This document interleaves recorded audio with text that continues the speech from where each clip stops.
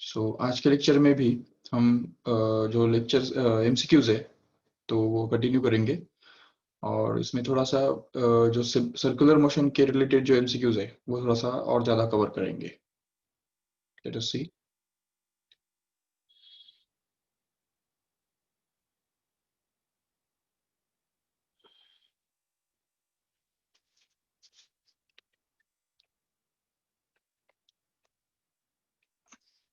Yes, I hope you can see the PPT.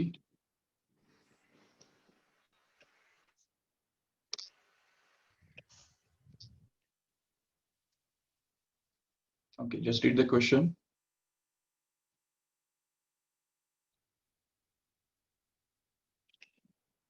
It's very simple. Starting from rest, the flywheel of a motor attains an angular velocity of 60 radian per second in 5 seconds. Then the angular acceleration it undergoes is. तो अब देखो angular acceleration कितना होगा उसका वो हमको निकालना है. तो सिंपल सी बात है कि 60 रेडियन पर सेकेंड्स के एंगुलर वेलोसिटी तक वो पहुंचता है, वो भी 5 सेकेंड में. तो एंगुलर एक्सेलरेशन का फॉर्मूला क्या है हमारे पास? Alpha is equal to omega 2 minus omega 1 upon T. But since omega 1 is 0, you can say that this alpha will be equal to omega 2 upon t. But omega 2 is given to be 60 and that is to be divided by 5. That is time. So we get this 12 radian per second square. That is the correct answer. Let us see the next.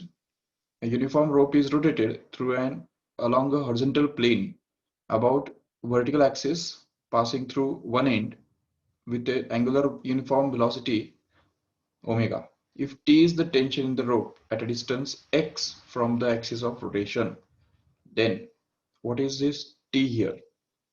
तो T कौन से power के साथ proportion में होगा तो वो हमको ढूंढ के निकालना है.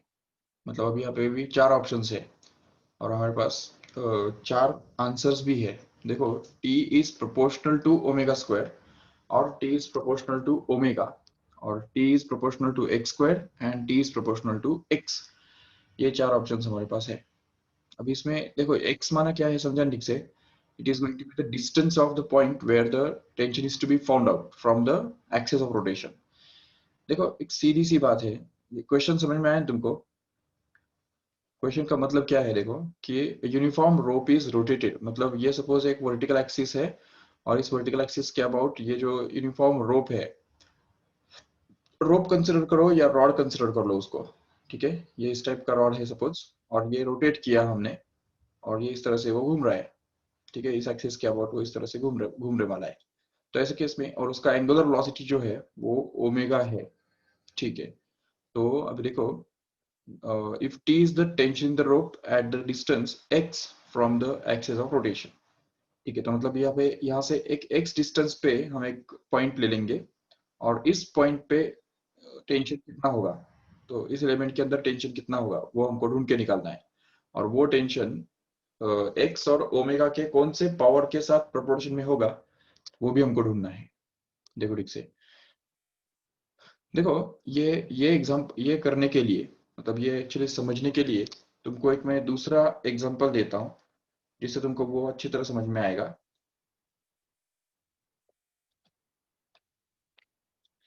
देखो ठीक से अब यहाँ पे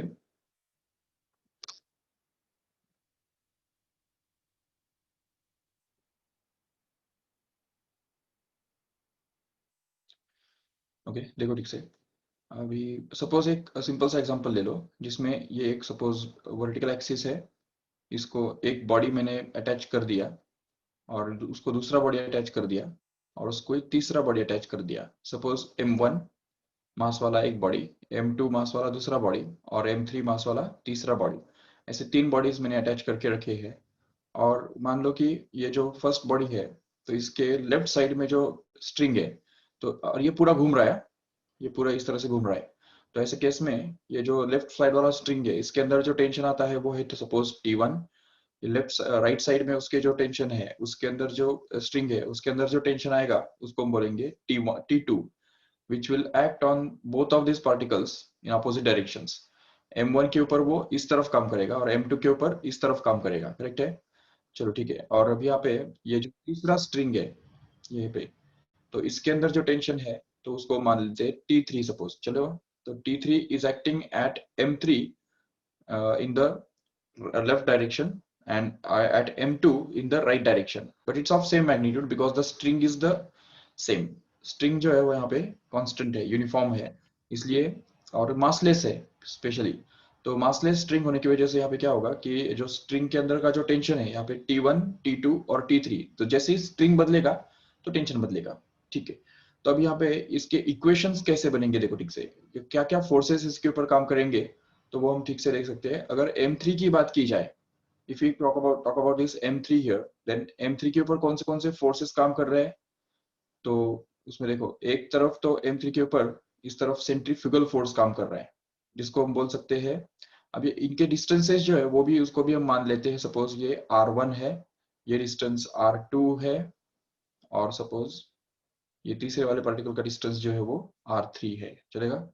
तो देखो ये सब डिस्टेंसेस भी हमने मान लिए, नो डाउट। ओके, अभी इसमें देखो कि M3 जो पार्टिकल है वो किस रेडियस में घूम रहा है, देखो R3 रेडियस में घूम रहा है, इसलिए इसके ऊपर जो सेंट्रीफ्यूगल फोर्स काम करेगा तो वो रहेगा actually M3 into R3 into omega square. अभी चलो ठीक है, ये बात अच्छी है कि omega is constant at least in the whole system is revolving with the same common angular speed, and that's why this omega will be same for all these bodies. Okay, and the second force acting here is going to be T3, correct है। तो ये हो गया T3 इस तरफ। चलो ठीक है, अब यहाँ पे क्या है ना कि T3 और ये mr omega M3 mr3 omega square, इन दोनों के बीच में टाई अप रहेगा, जिससे हमको एक इक्वेशन मिलेगा। सबसे पहला इक्वेशन जो हमको मिलने वाला है वो है T3 is going to be equal to M3 R3 omega square. Okay, तो ये तो हमको मिल गया, चलो ठीक है, no doubt. But now we see, अब यहाँ पे M2 के ऊपर वही अप्लाई करो, देखो ठीक से। तो M2 के ऊपर कौन से फोर्सेस काम कर रहे हैं वो अगर जस्ट चेक करो तो पता चलेगा।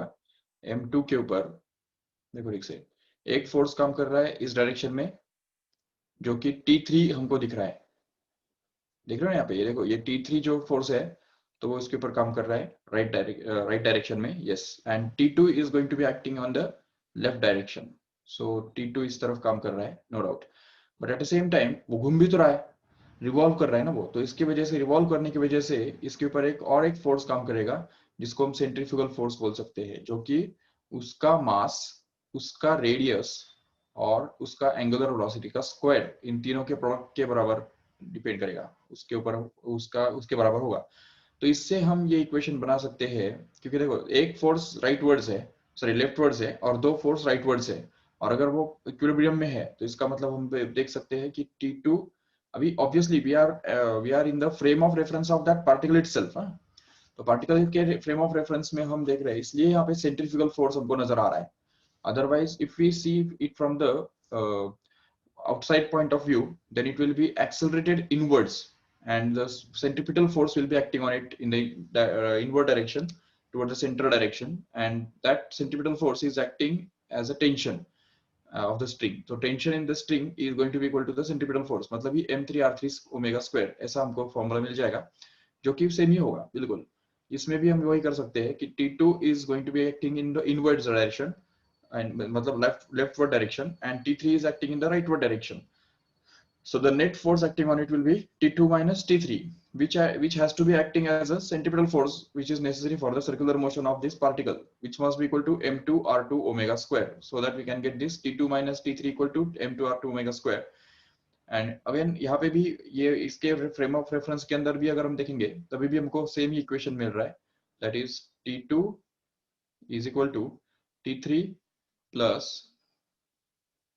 M3 R3 omega square, correct है। और उससे भी आगे जाके अगर हमने इस पार्टिकल के ऊपर M1 वाला जो पार्टिकल है, M1 मास वाला पार्टिकल, उसके ऊपर अगर हमने ये अप्लाई किया तो हमको पता चलेगा कि इसके ऊपर कौन से फोर्सेस काम कर रहे हैं। तो एक तो T2 है इस तरफ, दूसरा सेंट्रीफ्यूगल फोर्स उसके ऊपर काम कर रहा है जो कि M1 R1 ओमेगा स्क्वायर के बराबर है, और तीसरा है T1, right. So T1 is also acting in the leftward direction. So the tie-up in these forces will be like T1 is equal to T2 plus M1 R1 omega square. Correct है, जिससे हमको मिलेगा, अभी देखो इन इन सारी equations को अगर थोड़ा हम सिंप्लीफाई करेंगे ना, सॉल्व करेंगे, तो देखो ये T3 का वैल्यू जो है वो अगर यहाँ पे जाके रख देंगे ना, तो हमको T2 का वैल्यू मिलेगा। देखो क्या मिलेगा T2 का value, so T2 is going to be equal to T3 which is M3 R3 omega square plus,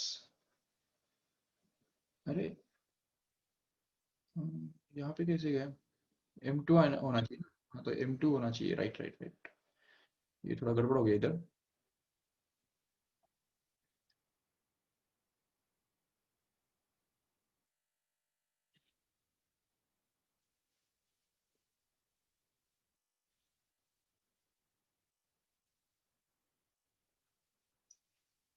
Yes, now it's correct. M2 R2 omega square. Okay, so we can just replace it by that here and get this as M2 R2 omega square. Okay, तो ये T2 हमको मिल गया, और T1 कैसे मिलेगा देखो ठीक से, तो ये जो वैल्यू T2 का है वो हमको इधर रखना पड़ेगा इस T2 के अंदर, जिससे हमको मिलेगा T1 is equal to T2 which is going to be M3 R3 omega square plus M2, sorry, हाँ M2 R2 omega square plus M1 R1 omega square, correct है। सो जस्ट वेट,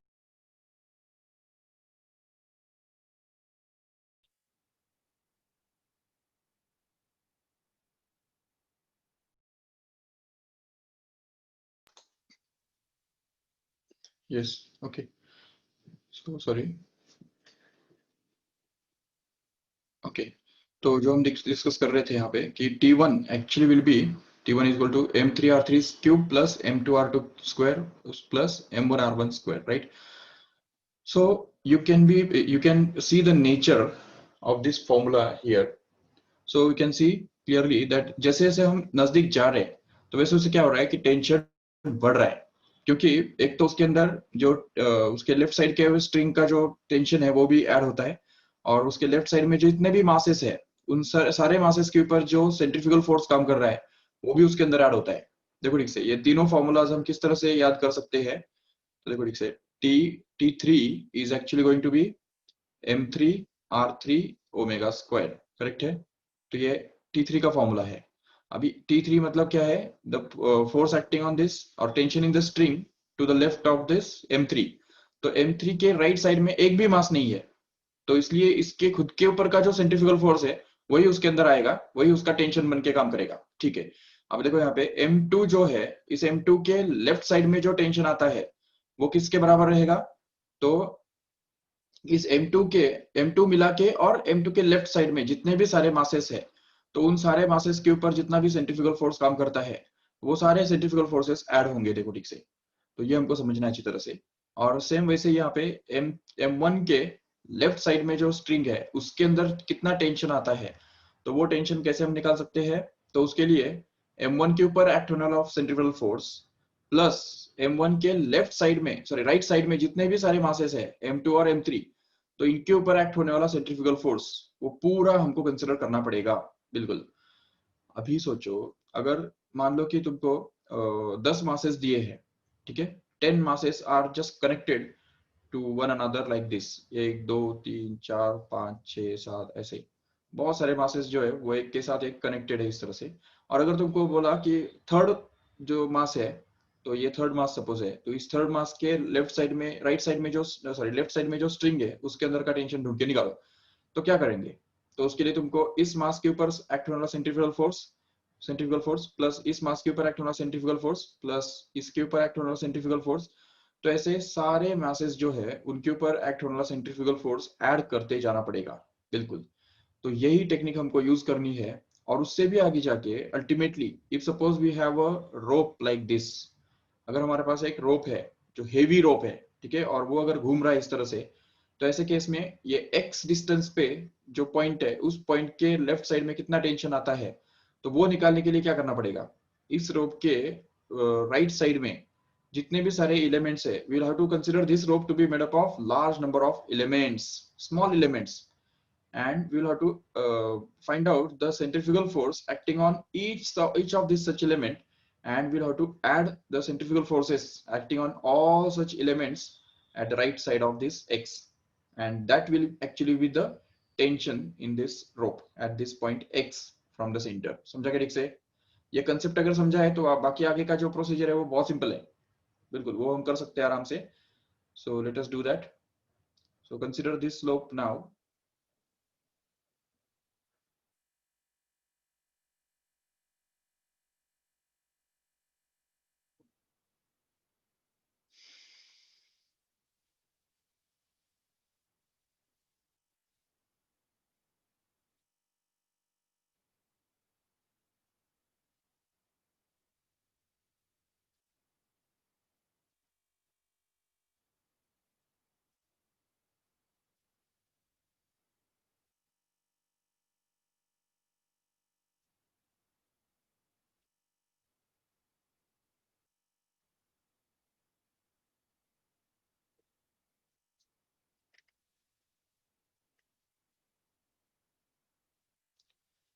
ठीक है, तो अभी देखो यहाँ पे कि समझो एक रोप, जैसा कि हमने अभी बात की थी, तो समझो कि एक रोप है इस तरह से.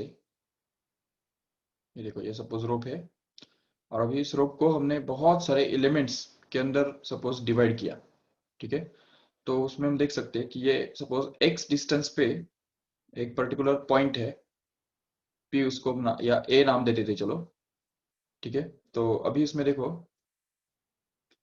कि इस पॉइंट पे जो टेंशन होगा तो वो हमको निकालना है, right?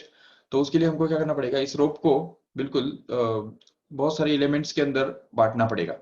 Suppose we divide this rope into large number of elements and consider one such element which is at a distance, suppose y, from this center, and suppose the thickness of that element considered as dy. चलेगा? तो dy इतना हम इसका thickness consider करेंगे. ठीक है, अभी ये समझना है हमको कि इस रोप का जो है मास और लेंथ, ये इसमें काम में आएगा. ये दिया है क्या उन्होंने? चेक करो एक बार. देखो यहाँ पे उन्होंने बोला है कि यूनिफॉर्म रोप है ना, इसका मतलब उसका जो मास डेंसिटी है वो कांस्टेंट रहेगा, बिल्कुल. और उसके मास के बारे में कुछ बोला नहीं है, but let us take it as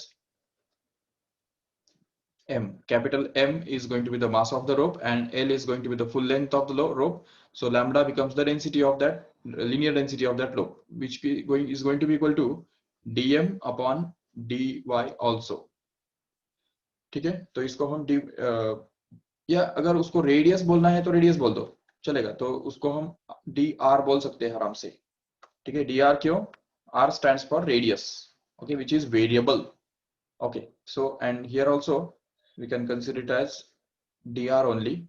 तो अगर इसको हम dr बोलते हैं तो इसको ऑब्वियसली r बोलना पड़ेगा, बिल्कुल. चलो ठीक है, तो अभी यहाँ पे ये बन गया r और ये बन गया dr. ठीक है, तो ये बन गया हमारा lambda is equal to dm by dr, which gives that dm is going to be equal to lambda into dr. Correct है? तो ये lambda into dr, ये dm का वैल्यू बन गया. Now just apply this forces. कौन से forces element के ऊपर काम कर रहे हैं देखो. तो उसमें एक आएगा इस डायरेक्शन में, जो कि सेंट्रीफ्यूगल फोर्स इस एलिमेंट के ऊपर का, जो कि df उसको हम बोल देंगे, which is going to be actually equal to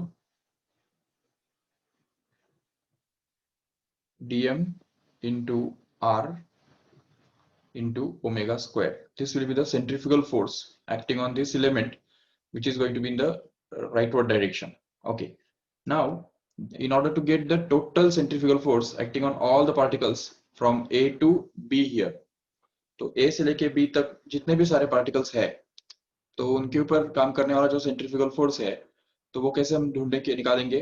तो उसके लिए हमको इस इक्वेशन को इंटीग्रेट करना पड़ेगा, बिल्कुल. जो total centrifugal force Fc can be obtained by integrating this df from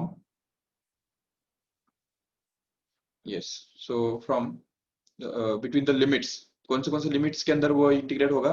तो देखो x से कैपिटल L तक वो इंटीग्रेट होगा। देखो ठीक से, तो यहाँ पे लोअर लिमिट बनेगा x और अपर लिमिट बनेगा L। समझा क्यों? क्योंकि A से हमको B तक के सारे पार्टिकल्स या एलिमेंट्स के ऊपर जो काम करने वाला सेंट्रीफ्यूगल फोर्स है वो हमको ऐड करना है। तो उसके लिए हमने इसको ये सॉल्व किया, तो वो हमको मिल रहा है that is equal to integration of df के बदले आएगा dm into r into omega square और लिमिट्स एज इट इज।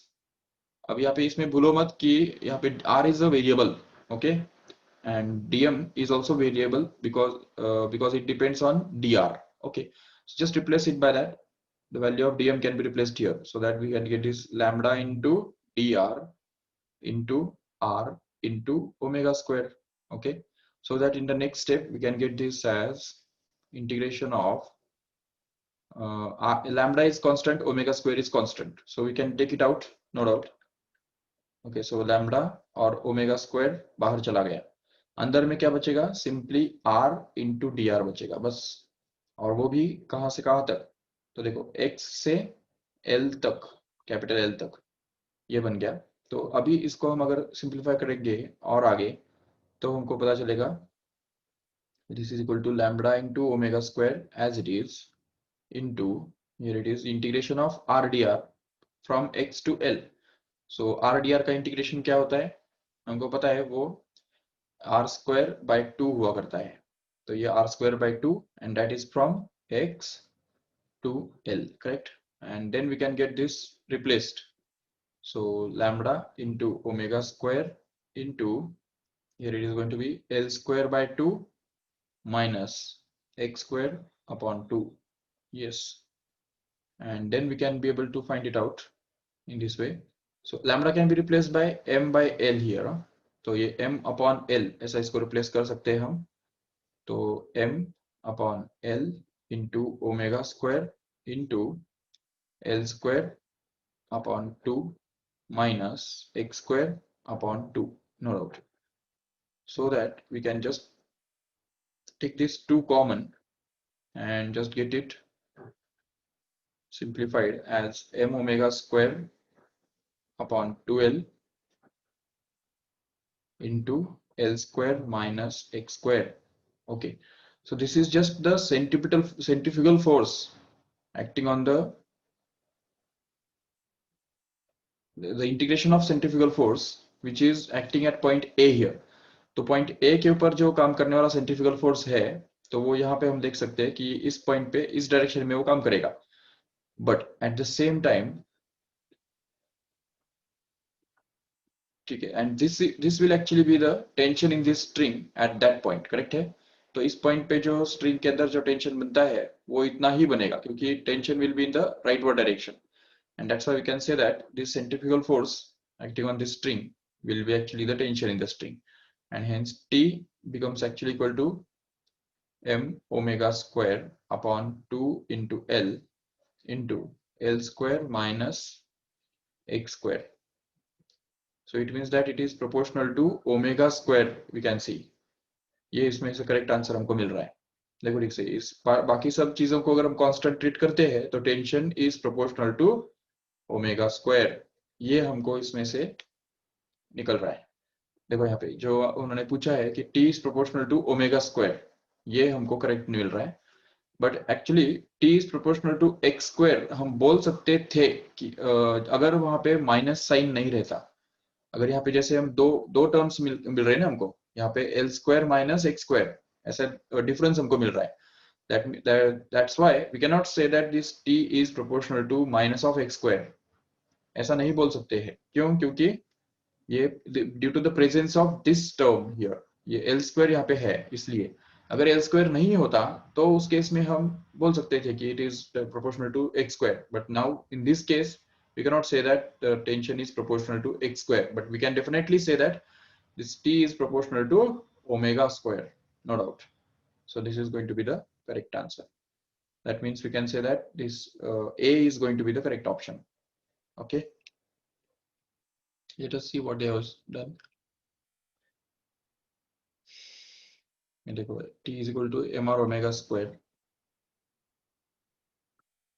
अरे ये तो बहुत सिंपल किया मैंने. अरे no, it is wrong actually.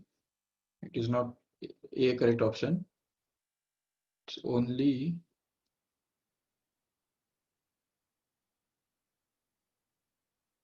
it's not actually that simple.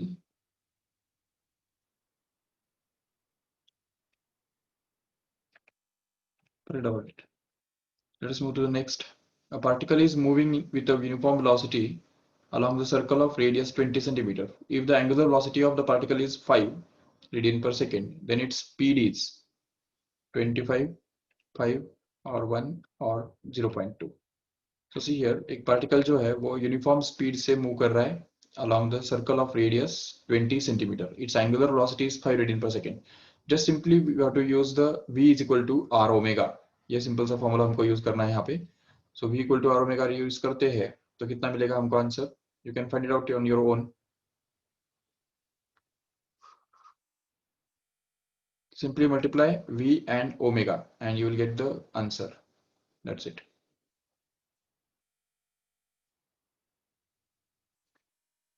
How much it is? 5 into 0.2. How much it is? 1. So 1 is going to be the correct answer. Okay. Let us move to the next. Particle is moving with uniform speed of 0.5 meter per second along a circle of radius 1 meter, and the angular velocity of the particle is, it's again very simple, v is equal to r omega, v upon r is omega, no doubt. Two particles of masses in the ratio 1:2 are moving in a circles of radii in the ratio 2:3 with the time periods in the ratio 3:4. Ratio of their centripetal forces are. तो देखो अगर दो particles है, ये particle suppose पहला इस तरह से घूम रहा है और उसका जो रेडियस है तो रेडियस का रेशियो 1:2 है, तो वी कैन, और दूसरा पार्टिकल अलग रेडियस के साथ घूम रहा है. तो देखो ठीक से r1/r2 कितना दिया है? 1:2 दिया हुआ है. और सर्कल, सॉरी मासेस का रेशियो दिया हुआ है वो.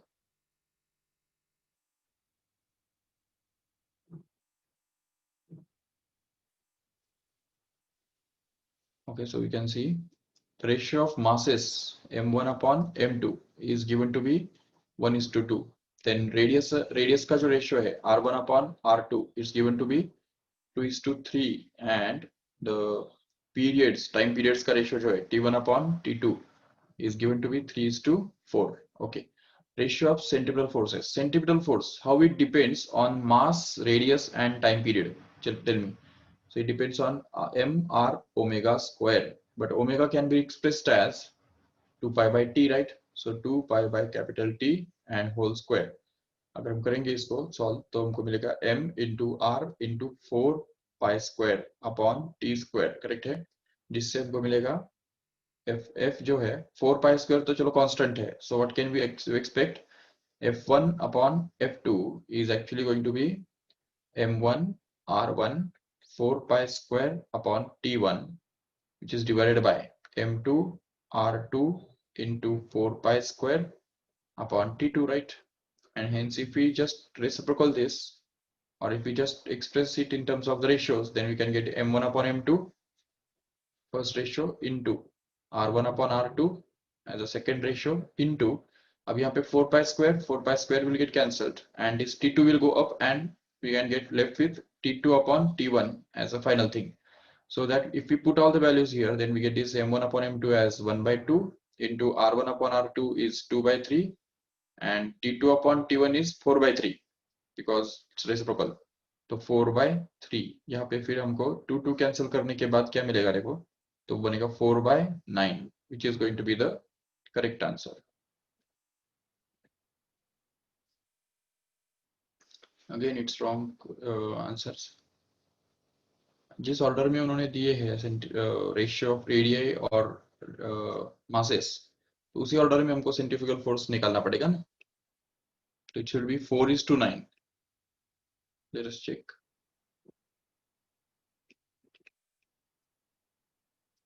अरे स्क्वायर नहीं किया क्या हमने? सॉरी, ओमेगा स्क्वायर करना जरूरी था ना.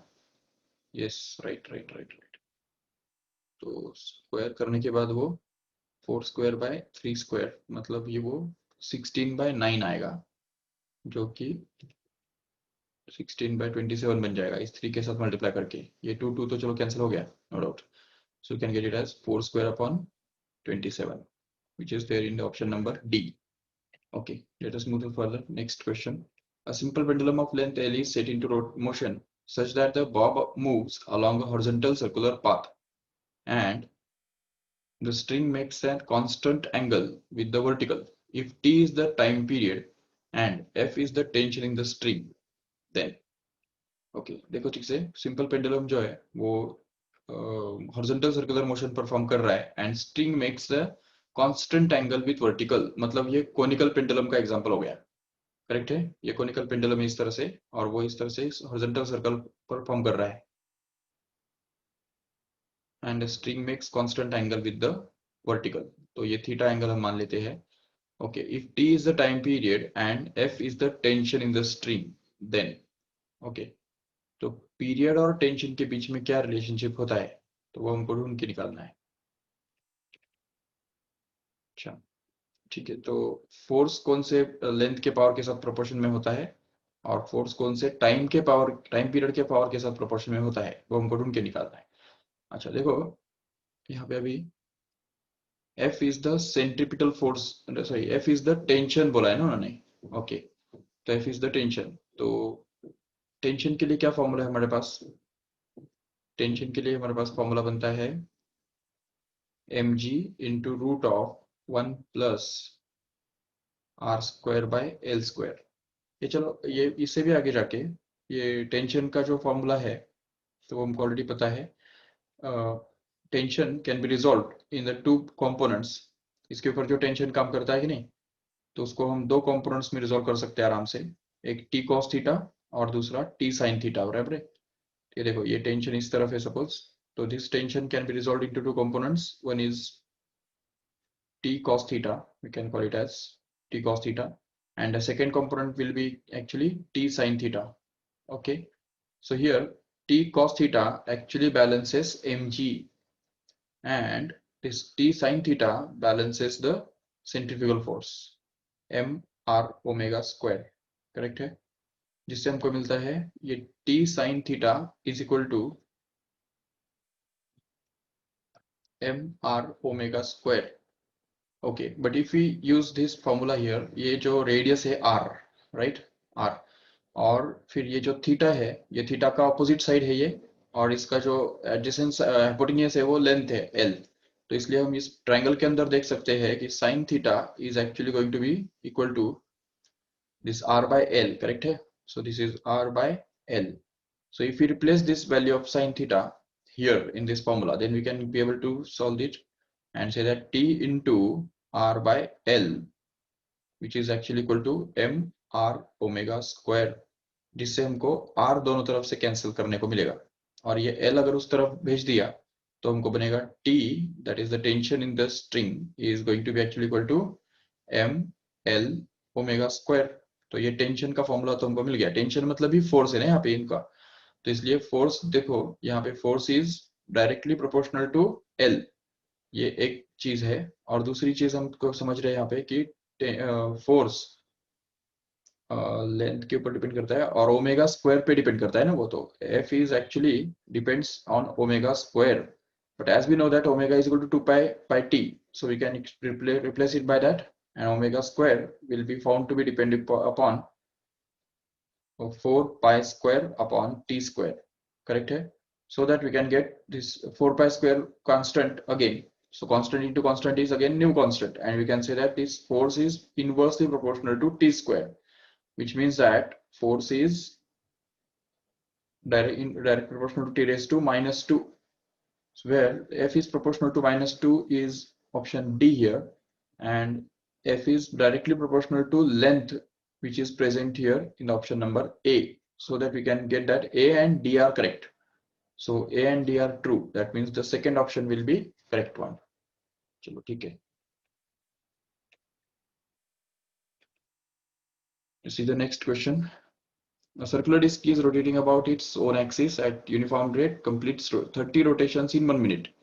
The angular velocity of the disc in radian per second is, it's very simple, you can do it yourself, because we know that omega is equal to theta upon t. तो 30 rotations पर minute मतलब क्या? तो 30 rotations, तो एक rotations के अंदर कितना एंगल कवर होता है? 2 पाई इतना एंगल कवर होता है, इसलिए 30 into 2 pi angle covered in 1 minute मतलब 60 seconds. So theta upon time gives ये 60 पाई अपॉन 60 मतलब पाई बचेगा. That's it. So pi radian पर second is going to be the angular velocity. Let us see the next. A particle is moving along the circular and its angular velocity, linear velocity is 0.5. When its angular velocity is 2.5 radian per second, tangential acceleration is 0.2 radian per second, then its angular acceleration is. Okay, angular acceleration हमको निकालना है. उसके लिए हमको formula पता होगा सबको कि tangential acceleration के लिए क्या फॉर्मूला होता है? Tangential acceleration is always equal to radius r into alpha. And alpha दिया है क्या? नहीं. हाँ, तो ये देखो टेंजेंशियल एक्सेलरेशन दिया है और एंगुलर वेलोसिटी दिया है और लीनियर वेलोसिटी दिया है, उससे हम रेडियस निकाल सकते हैं. देखो, because we have that v is equal to r omega, so r will be actually equal to v upon omega, where v is going to be velocity कितना दिया है? 0.5 metre per second, right? So this is 0.5 metre per second and angular velocity is given to be 2.5 radian per second. So here it is 2.5. So it becomes 5 upon 25, which can be written as 1 by 5. So this is the value of radius. If we use it here, then we can get this as 80. Tangential acceleration कितना दिया है? 0.2. So if we replace it by that here, then we can get is 0.2 is equal to radius, which is 1 by 5 into alpha. So that alpha becomes actually 0.2 into 5, which comes out to be 1 radian per second square. Okay. Only the thing different thing here is that you have to note that this tangential acceleration is not to be measured in radian per second square. ये unit गलत है, याद रख से. Unit is different. Unit of tangential acceleration actually is meter per second square. Remember. Okay, let us see the next. A stationary wheel starts rotating about its own axis at constant angular acceleration. If wheel completes 50 rotations in first 2 seconds, then the number of rotations made by it in the next 2 seconds is. Okay, तो constant angular acceleration मतलब कौन सा motion हो गया? ये constant angular acceleration uniformly accelerated motion हो गया. और उसमें हम जानते हैं कि first, second and third kinematical equation use कर सकते हैं. तो if the wheel completes 50 rotations in first 2 seconds, मतलब 50 रोटेशंस मतलब क्या दिया है? थीटा दिया है यहाँ पे, और 2 सेकेंड्स मतलब टाइम दिया है. अभी देखो थीटा और टाइम इन दोनों के बीच में क्या रिलेशनशिप होता है in case of uniformly accelerated circular motion? We have the formula, second kinematical equation, if you remember it. So we can say that omega is equal to, नहीं, theta is equal to second kinematical equation, omega naught t plus half alpha t square. Correct है? तो ये हमारा second kinematical equation है.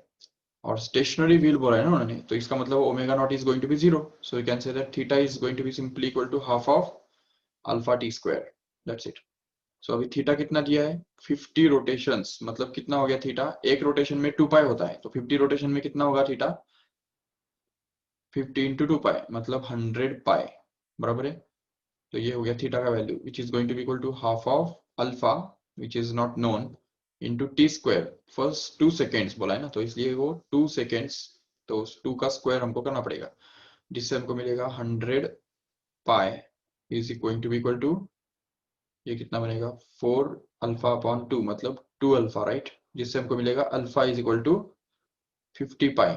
Okay, once we get this alpha, we can use it to find out the number of rotations made by it in the next 2 seconds. तो next 2 seconds के अंदर वो कितना rotations करेगा, तो उसके लिए फिर से हम second kinematical use करेंगे. theta dash is equal to half into alpha into t dash square. Okay, so here theta dash is to be found out, and half alpha is going to be same, which is already obtained here, 50 pi. Okay, so 50 pi replace करो यहाँ पे, and that is to be multiplied with t square, where t dash square, where t dash is going to be next 2 seconds. अभी देखो पहले 2 seconds और next 2 seconds मिला के कितने हो गए? 2 plus 2 is becomes 4, and that's why we can get this as 4 seconds in the final. So here it is going to be 4. So 4 का square हमको करना पड़ेगा इधर, तो जिससे हमको थीटा डैश मिलेगा. तो थीटा डैश भी देखो कितना मिल रहा है, तो ये बन गया half into 50 pi into 16, so that this 16 can be reduced by 2, leaving behind 8 here. So 8 into 5 is 40. 40 into 0, 40, like ऊपर एक 0 तो 400 pi. So theta dash comes out to be 400 pi. Correct है?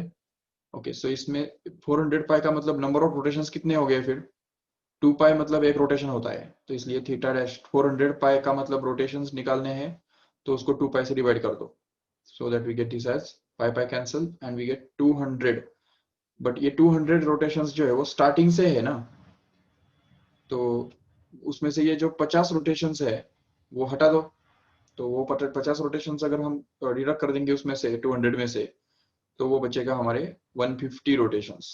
तो number of rotations made in the next 2 seconds will actually be 200 minus 50, जो कि पहले 2 seconds में किए हुए, क्योंकि हमको सिर्फ नेक्स्ट 2 सेकेंड्स के अंदर के ही रोटेशंस निकालने हैं ना, तो इसलिए नेक्स्ट 2 सेकेंड्स के अंदर जो रोटेशंस होते हैं वो रहेंगे 200 minus 50, that is 150, which is there in the option number 4.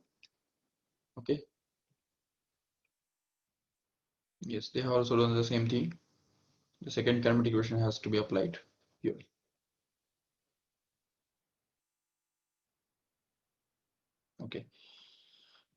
Okay, so let us stop here. The next MCQs will continue in the next lecture, next time on Monday. Okay, thank you all of you.